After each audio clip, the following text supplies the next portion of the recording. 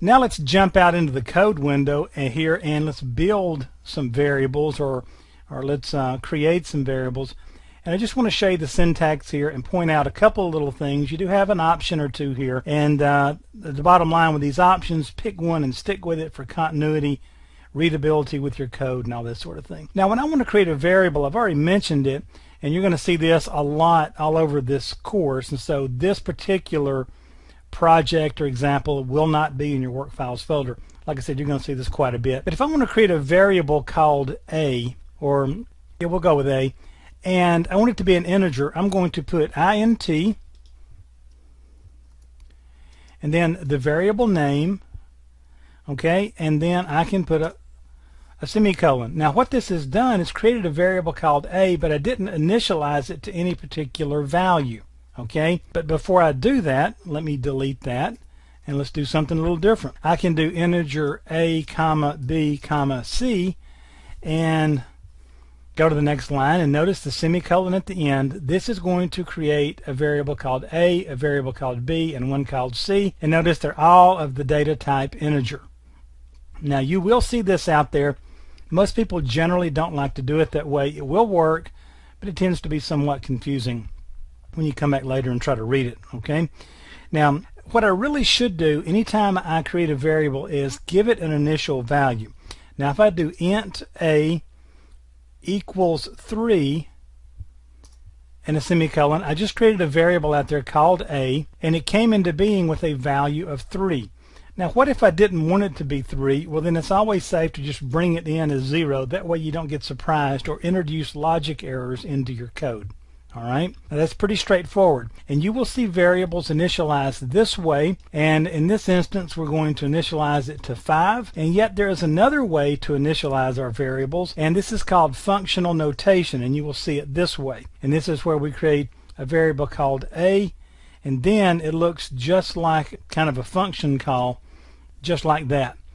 Now this is the same as saying, okay, I want to create a variable called a, I want it to be a data type integer, and I want it to have an initial value of 4. I'm just not using the equal sign. You will see this a lot. This is popular out there. Either one of these will work. Doesn't matter which one you use, but again, generally you should pick one and stick with it so that it's very easy to pick out your variables and initializations and stuff in the code. Now, that's a variable, and we can then use that variable to print and to do all kind of things, store values, calculate and all, and you will see plenty of examples of that as we move through the course. But then there's another thing. We talked about constants.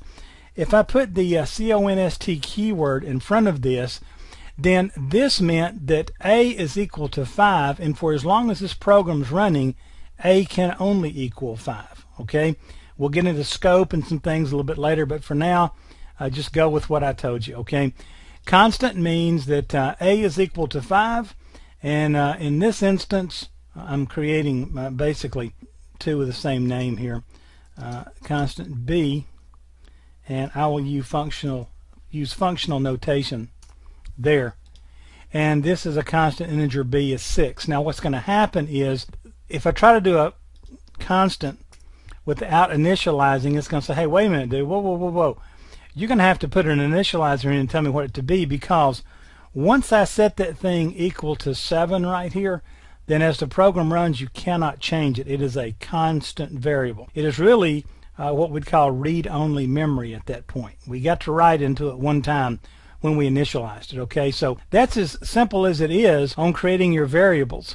You are going to, let me take this away, you're going to put the data type, the variable, in this case it's b, and then an initializer. Okay, either the parentheses or the equal and the value. Okay, now you can also, you don't have to go with these individual letters like I'm doing here. You know, you could have said, you know, the variable is lemon. Okay, and so now I've got a lemon out there, and I could have done apple and set it equal to 3, and then, you know, later on I can add apples and lemons. Okay, but that's all I want you to see is how to declare these. You will see these a lot as we go through the course, and you will see us using variables a lot.